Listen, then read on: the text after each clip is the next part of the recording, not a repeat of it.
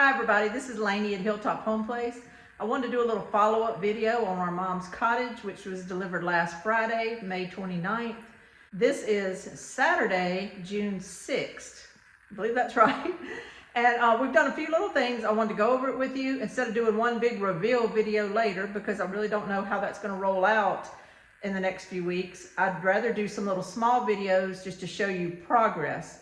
These kinds of videos would be a good resource if you're thinking of doing a project kind of like this. So let me just show you a few things, and then I'm kind of introduce myself to you too, because I got a lot of new followers from that video, and you know about the cottage a little bit, but you really don't know anything about me. So I thought I would do a little bit of a catch up on that. But let's look at a few things of this cottage first to refresh about what we talked about in the video last week. We got so much feedback from everyone. Everyone was so sweet and nice, just about everyone. And we went over some things about options and maybe what she was going to do here, there, and yonder. And I wanted to kind of give a summary of what we've decided so far. Things could change. You might not be able to notice much difference in all this, but we actually clear coated these walls. They did darken them up a little bit. I'm going to show you an excerpt from a video that I started doing yesterday. I was in here yesterday, and as I was doing the video, my mom walked in and started changing a few things, which is going to happen. So I just said, let me not finish that video and I'll do it today. And in the meantime, we got it finished as far as painting goes, the clear coat. So I can't show you the contrast, but I can show you the contrast yesterday.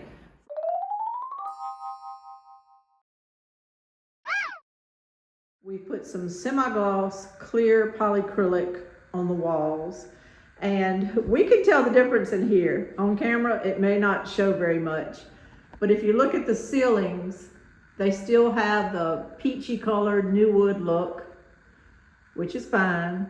But where we've sealed, you'll notice it's a little more yellow, a little more wood grain showing and stuff. And so we can see the difference when we're in here. You can kind of see it from this view really well. That pinky look is gone, and we're just doing the wood grain.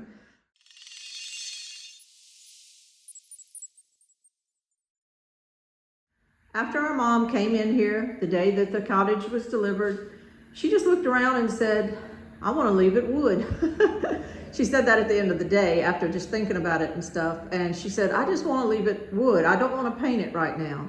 And that's a good thing to do. You can paint later if you want to. But right now, maybe just see if the wood will work for you. And that's what she's doing. And we're kind of happy about that because we didn't have to do a lot of hard painting. We put polyacrylic, clear semi-gloss was the shade or whatever the type, clear semi-gloss. And it's called polyacrylic, not polyurethane. You can do something like polyurethane. However, we didn't want it to look that glossy, that shiny, that glassy when you walked in. And also polyurethane can yellow over time, and it can start flecking kind of over time, just over a lot of time, maybe not right away. We just wanted something that would seal the wood and kind of give it a little sheen, but just seal the wood and bring out the grain. And that's what we did. So you can see it all throughout here. We did it on everything. I'm gonna get to the doors. Okay, we had mentioned that she might wanna do something with the doors. We didn't know, but today I clear coated them. She said, no, I just wanna clear coat them and leave everything wood. That's fine. This cottage is gonna kind of be what I'm gonna call the whatever she wants cottage. If she wants to leave her doors just like this, we're leaving her doors just like this. It's whatever she wants. Our great-grandmother, my great-grandmother, had a little small home, a little shotgun home about 14 miles away on the same road I live on, and it was called the Dollhouse. And my mom always loved that little house and always kind of wanted a little house. Now this one doesn't look the same, but it's her chance to have a little dollhouse. So she may end up naming it. We may just start calling it something that she wants to name it. But right now, I'm just going to call it the whatever she wants house, because I keep trying to make her understand it's hers. She paid for it. It's hers. She can do whatever she wants with this. This will be where she lives from now on. And so do what you want. Don't let, a whole lot of, even our voices, mine and my sister, don't let us influence you. Do whatever you want. So let me jump to this. This door here. And I'm probably this door here too. I guess maybe 25% to 75%. We got a lot of comments about those two doors. And a lot of people suggested putting barn doors. There's a lot I can say, and you know, I don't, it's just the way I understand things and how they work. I don't really want them, but whatever she wants. If she wanted them, that's fine. She actually didn't though. And let me run through the options that we went through in the last few days, and then let me show you where we landed. Okay. First, she said, just leave it. I want to leave it. I don't want barn doors. Our mom really doesn't like barn doors. So that made, you know, shock some people because they are pretty, but she doesn't really love them. She makes comments about that sometimes. She doesn't really love them. So she said, no, I would rather just leave this here. And I do understand that. A barn door on this door would have to go that way, which yes, it would hide this panel a lot, but then you lose the ability to be able to put a bed here. Technically, a full-size bed could fit here. She's even thinking of downsizing to a really nice twin, and that's just what she's brought up, not us. And it's not just because of this room. It's just because of movement and having to put sheets on a big queen bed that she's had for a while. She was thinking about getting just a full or a twin for right here. But if you had a barn door there, it's not, I mean, you'd have to pull your bed this way to have a barn door sliding behind it. And I know my mom, she would want to anchor a picture in front of that breaker box, hide the breaker box, and have a beautiful picture there. And most of her pictures have nice frames that aren't thin, and it just wouldn't work with a barn door. So I think that option for her is out, but it was an option, and we appreciate everybody's advice. She may end up putting her bed under the window and coming this way. And we measured, and I measured the other day in that other video, and she actually would have room, believe it or not. It would swing this way, and it would not hit the corner of her bed. So she could put a bed here and not have to worry about that closet door. Now, someone commented, why don't you just take it down and put like a curtain rod across the top and hang some curtains in front of it? And I thought, yeah, you know, we could put them on a rod with grommets, the little round rings that are in grommets, and she could easily slide that back and forth. And actually, she loved it. She loved the idea. And she said, let's do it. She told me, she said, go ahead and order the curtains. She wanted them to match her window curtains, and she wanted to do it. And as I was filming yesterday, she walked in here and said, I just wanted to tell y'all, I want to keep that door. I like having that door there. So, you know what? Whatever she wants. So it was a good idea to put the curtain and the rod. We liked it. I thought it would be good ventilation for the closet. I like the idea a lot. However, she doesn't. I thought that by doing that, you could really have a decent, nice, substantial little piece here, if you like a dresser base, and you could put a picture above it and everything, and you wouldn't have to worry about a door hitting it because you would just have curtains there.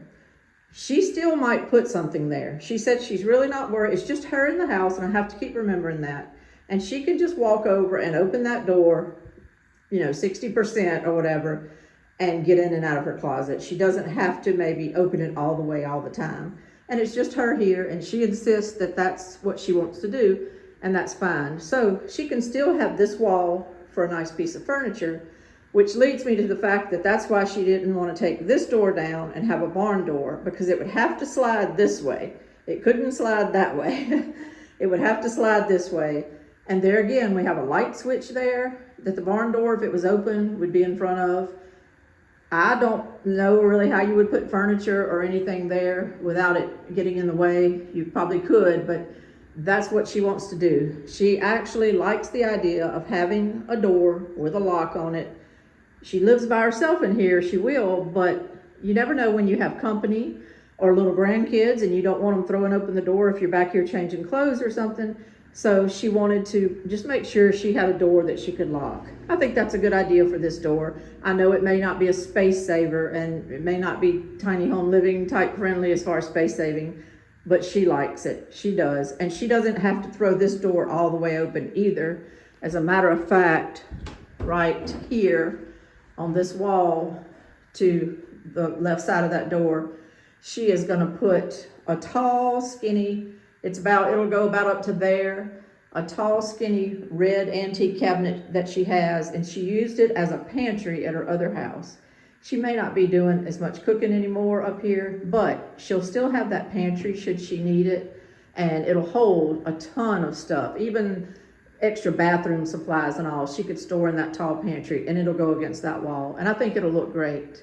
Here's the rug that she picked out. She has one in here. I just set this in kind of like that. I don't know if that's exactly how she wants it placed, but it's pretty. I had a whole different thing in mind. I thought my sister told me it was multicolored or something and maybe had some blue. I probably wasn't listening. I'll be honest with you. I might have not been listening, but this is it. And I think it's pretty. She got one for in here and she got one for the den. That's an 8x10 rug. So that kind of shows you, it's a decent sized little room, even though it didn't look so much the first day. Nothing ever does when you walk in these bedrooms in an empty house. But it's not bad. It's not bad at all. I think it's pretty. And if you knew what all the things she had, you would know that this was right up the alley with her colors and her decor and her pictures and everything. So I think it's a really good deal. I put the other one against the wall there in the den. We're not going to roll it out right now because people coming in and out would walk on it. I'll roll that one back up in a minute. But anyway, the den we haven't done anything with yet except just clear coat. And my brother-in-law and I today clear coated the ceiling from one side to the other. My sister and I did all the walls. And then while he was doing the middle part of the ceiling, so while he was finishing that, I clear coated the 3 doors here. So it all worked out good. And I pretty much got the hardware on the cabinets. I put all the drawer pulls. I put all of the knobs for the upper cabinets. But when I was counting the knobs, I forgot about the cabinet over here that was on the floor the other day. Just completely forgot about it. Counted 6 knobs, and I really needed, 8? 3, 4, 5, 6. Yeah, I was able to put one here, but I'm missing 2 here under the sink because I went ahead and put them up there. I kind of just wanted visually to be able to walk in here and see them all the way across the top. And then I will come back later and put the 2 there. But what you think? I think that looks pretty good as far as just starting to come together as far as a little decorative look. I think those polished chrome cup pulls are beautiful. I had some little trouble putting them on. My template was good. I did a good template and drilled the holes good and everything, but I can't seem to tighten them up that final little bit. They all want to rock a little bit. My brother-in-law comes behind me and tightens them, and they do fine. I just can't seem to tighten them that last little bit. But I did get them all put on here, and I saved my templates right here. It's just paper templates with a pencil, but I made them, for these knobs, and so I'm going to need that template for down here. And then I was just paranoid to throw them away in case I needed them for something else. Jumping to the countertop, the butcher block countertop. Thank y'all all for your ideas. So many good ideas. Today I opened a drawer down there and found a pamphlet on butcher block from Hampton Bay and how to take care of it. I'm going to read that because I guess you should read the pamphlet if you really want to know something about the product. But I'm going to make a list of what they say. I'm going to make a list of all the things y'all suggested, and we're going to figure out what we want to do here. I think just a little bit of a contrast stain would be good, to where it's a little bit darker than the walls. We'll run that by her and see what she wants to do. Definitely you need to oil it. Someone suggested walrus oil with wax also, and that you could get it on Amazon. We'll see about that. Some people, I think, suggested tongue oil or different things, and please, if I'm wrong, I might be saying it wrong. Could have been linseed and stuff. But I'm going to go through all my comments, find those comments about the butcher block, and we're going to make a decision here shortly. We're trying to do everything that we can do before contractors do their job and get everything hooked up and all. Just anything we can do to keep busy and to keep this project going, we're trying to do. My brother-in-law came in the other day. It's the end of the ramp. And he worked for a couple of days, and my uncle helped him the second day, and they got the ramp finished for my mom. Now this is temporary. We needed something she could safely get in and out of this house, something we could safely traverse on while we're holding supplies and all, and something we can safely walk on to get furniture in and out. This is not the ending product. He did a great job though, and we'll probably use components of this ramp on her other project. but we are going to put a porch that will go from this corner all the way to that corner and out as far as we can. It's something only we're worried about right now, but I don't want it to go past this concrete post here, and I'm not sure how many feet, if that's 8 or 10. I have 4 concrete posts on my carport, but I want my mom to be able to park right here, and so we don't want the porch sticking out too far, because then she would hit it or something, pull it in. But I think we're going to be able to get a good 10-foot porch, and that, if we can do that, we have done something. So I'm happy about that. The ramp may have to come off her porch and go along that way, turn with a little landing, and then come back this way to give enough feet. You have to think about all that. You have to have 1 foot of downward slope for every inch that she is off the ground to her threshold. And so that's what matters. He did it just straight, and it came all the way to here. But once you add a porch, you're losing these feet here. You see what I'm saying? You're losing these feet, and her ramp won't start till like right here or something. So we have to kind of adjust and see where it's going to land if it's straight, but if not, we'll have to maybe twist and turn it a little bit. That leads me to something else I wanted to explain to you. It's probably not my best day to film because I'm sweating to death. That house is still hot inside. We haven't had the mini splits installed because we haven't had the electricity hooked up, because the electrician hasn't laid the conduit yet and all, because he measured for that the other day, but he hasn't laid it, because actually the plumber is going to do that. The plumber is going to dig a 3-foot deep trench that our electric company is requiring, and he is going to lay the conduit in it for the electrician when the plumber comes to do his work here shortly. And I'm hoping that'll be this week. Once he lays that conduit in the ground for the electrician, he's going to backfill the hole, cover it up, and then we will have the meter pole put in. So that's a different person coming to do that, but we'll have the meter pole put in next. It's a process. And then once the meter pole is in, the electrician can come back and do his work to get the electricity hooked up, not on. We have to go through a permitting phase before they'll allow us to have some electricity run to the house. I don't think that's going to be a problem. Our inspector has been wonderful to me. He's been helping us a lot. He's working directly with the electrician and with our other contractors. He said he wanted everybody to be on the same page.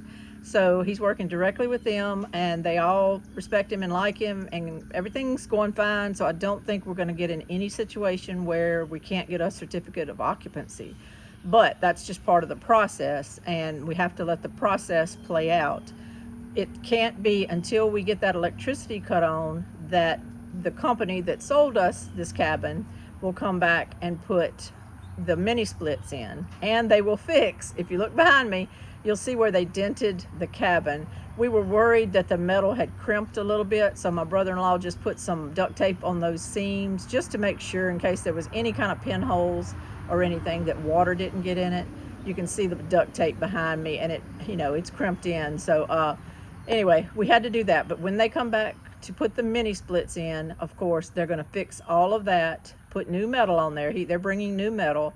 And then in the meantime, we're making a punch list of anything we see wrong. There's a few pieces of molding that need to be tacked back up there. That's not something that we couldn't just go on and do, but while they're here and they're bringing their carpenters and all to do stuff, we're just going to let them do everything that we can think of. We're going to make a little punch list. We've already started it. We'll add to it if we see anything else, but that's what's coming. So the mini splits have not been put in yet, so it's very hot when we're working in there. It's very hot when we're painting. I have a little Jackery solar power station, and we have a little fan that we plug in to kind of keep some air circulating, and it helps, but unless you're just in the line of that fan, you start sweating. We've had the windows up, except we had right now, a tropical system that's passing over Louisiana and dumping a lot of rain. It keeps coming in waves. It'll be kind of clear for a little bit, and then all of a sudden it'll just be really in waves and come dump a lot of rain on us. As I said, this video that I put out about her cottage the other day did really well. It was the best video that I've ever uploaded. As far as just views, I didn't really realize that it would be, that interesting to people. So far it's gotten 23,000 views. It's just absolutely going crazy. And it's a shock to me. It's a surprise to me, because you just can't plan these things when you're doing these videos. I've been working hard at this channel for 3.5 years and have not been monetized yet. And that video there probably put me to where I can be now. It's a slow process with YouTube. They're barely giving me any credit for any hours right now. But I'm hoping over the next week, some of that'll all fall out how it's supposed to, and I'll actually be in the, realm where I can get monetized or whatever. I don't really worry about a lot of that stuff, but it's good to know sometimes that your hard work does pay off. What I was going to do was introduce myself a little bit because of this video, I had over 400 something new subscribers. That was in a week. That was absolutely crazy. And so I realized, though, that a lot of people that subscribed know what I said about the cottage, and they know that it's for my mom, but they don't really know anything about me, my channel, or anything. So I just thought I'm going to do this as quick as possible. I'm kind of talking fast because I have other things I need to go do, but I wanted to just kind of say hello. And I wanted to say that I appreciate you joining my channel. I hope you turn on your notifications to all and watch as much as you can. It won't all be about this cottage. I post about my garden. I post about projects that I'm doing, things that I'm working on. So it's a lot of different things. But where I fall in this world, what our situation is, and kind of why I have a channel is because it gives me a creative outlet. I've always been kind of creative, but now we're kind of, we're not homebound. We can go places and do things, but our life has drastically changed, put it that way. In January of 2021, my husband went outside for a few minutes and never came back, and come to find out he had had a massive stroke out on our driveway. He was 57 at the time. I was 55. Wasn't expecting this. He was still working full time. He had just actually got through reading a set of blueprints and bidding a job, rolled them up, and we were just spending the evening with our grandson. He was at our house, and my husband went down with a stroke. That's how quick it happened. And it was really, really bad. It was a really bad stroke. He survived, so that's good, but it left him physically really disabled. It took him months and months and months to learn to walk again with a cane, and that's how he still is. He has never really gotten much more mobile than that. He walks with a cane very slowly, very slowly, and his right leg was completely paralyzed, but he did get feeling back in his right leg and movement, so that's how he can walk with a cane. His right arm to this day remains completely paralyzed, and he was a right-handed person, so he has to eat and write anything he writes left-handed now, but he's adjusted. He's doing good. But it also left him really seriously cognitively affected. He will never work again. There is not a job he can do at all. It's a strange situation, and all I can say is maybe if you've ever been around anybody with a brain injury from a car wreck or something like that, it's just there was a lot of damage done. He had a brain bleed stroke, not a clot stroke. He had surgery afterwards to remove clots in his brain, and that was successful. So I think the damage was already done. And so he cognitively, he depends on me for everything. Our life is pretty much kind of quiet, and we stay home a lot because it's just a lot of trouble for him movement wise to go places. He really doesn't enjoy like going in big stores. I would have to put him in wheelchairs. We have a wheelchair, we use the wheelchair, but he doesn't like to really go out a lot in it, doesn't really like to go out and eat anymore, so we just do takeout. We have a great life, so I'm not complaining, but it's very hard on him. He still has really severe aphasia, really big trouble thinking of words, calls people the wrong names. I'm so sorry, my phone battery went dead, so I came in and plugged it into the Jackery here in my mom's cottage, and I'll try to finish really quick. But my point that I'm getting to is, because my husband has a lot of issues and we stay home a lot, we are around our house a lot, and because I have to manage our property, mow the yard, do everything, garbage, cooking, do everything, I'm needed around here a lot. And it was very hard on me to have to go 30 miles plus to my mom's to bring food or do things, check on her, visit or whatever. It was very hard on me. Now she's still driving, so she can come up here sometimes and all. It wasn't a situation of she was homebound or anything. But I'm just saying, as she ages and stuff, it was going to get even harder and harder on me to be able to go check on her. My sister lives in a subdivision with restrictions and things like that. I live in the country. So we thought, let's just see if she would be interested in coming up here, living on my property, but in her own little house. And she was. She agreed to it. We got information. We made the decision on this kind of cottage to be built out at the factory because I cannot help with it right now. I'm very handy with things, but I cannot sit here and do a whole build out of a building. I don't have that kind of time in between helping my husband and managing our place. And my brother-in-law is very handy, but he also didn't have the time to take on a full build. So she had the equity in her home, so we let them do it at the factory, and I think that's worked out really good. And so that's why she's coming here. That's why we are actually, it might seem stressful taking on a parent coming up here and all, but for me, in my situation, it's actually gonna help me out to kind of eliminate a guilt burden of not feeling like I'm doing enough for her, because it's just hard. It's very hard to run to a whole nother, we have parishes in Louisiana, and she lives in another parish than I do. And it would just make my life easier, and I'm hoping her life easier if we just live right here by each other. I hope you can understand that, and I hope that you, maybe in your situations, this might inspire some people to do something like this. It's not free, it's not cheap. Your situation might have an extra building or something you could convert, though I didn't, so we had to start from the ground up. But it might inspire somebody to do something, because it's better than going in assisted living. It's better than a nursing home for sure, depending on the services that you have offered. But trust me, around here, she's in a much better place if she can stay out of a nursing home and stay out of assisted living facilities. It's just the best. And so my sister and I, neither one want her to have to go in one of those facilities ever. And we feel like with this situation, with her being just feet across my carport from me, up a ramp, I can be here to check on her constantly. My sister can come up with no problem constantly and check on her. Friends and family, same thing.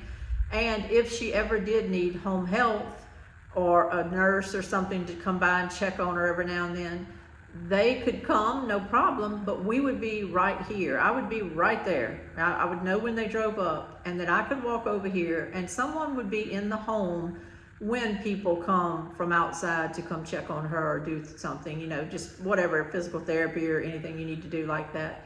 We would be right here. Should we ever get to the point where we have to have someone help bathe her and do things like that, we could be here. She wouldn't be in a situation where she's in a home by herself with people coming and going. And that's just the way we want it. There's some good people in all the care industries and stuff, but that's the way we want to handle it. Is we don't want that situation where maybe someone's not around and she's home alone when people are coming and going. We want to kind of be here. We can monitor everything, you know, and keep up with everything. That's what we want to do. So that's why we are putting her house here, not only to give her a little retirement home situation. We're in the country. She's already met some people up here. It's just a slower pace of life where we live, and I'm hoping that that'll be good for her. But also, the house was way too big for her just at this point in her life, a lot to manage. And also, she's nearer to grandkids and all here now. She's nearer to, I have 3 grandkids that live real close to her now. Whereas before, you know, it was way away, and visits were few and far between unless she came up here and saw them. But now she's right by them. So I think in the end, she will be happier living up here closer to grandkids, closer to us. And then my sister's not far away. It's a country drive for my sister. No red lights, no stop signs hardly.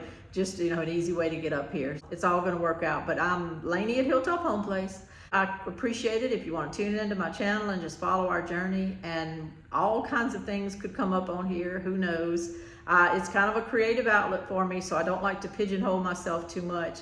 But I also kind of don't go the way of worrying about sponsorships or anything like that. So you're pretty much just gonna hear me talking or see things on here, and that's it. You're not gonna be trying to sell you anything or worrying about things like that. It's really just a way for me to just have some interaction with the people in the world in this little life I lead here in the country in South Louisiana. Thank y'all so much for joining me. Y'all have a great day. See y'all later. Bye-bye.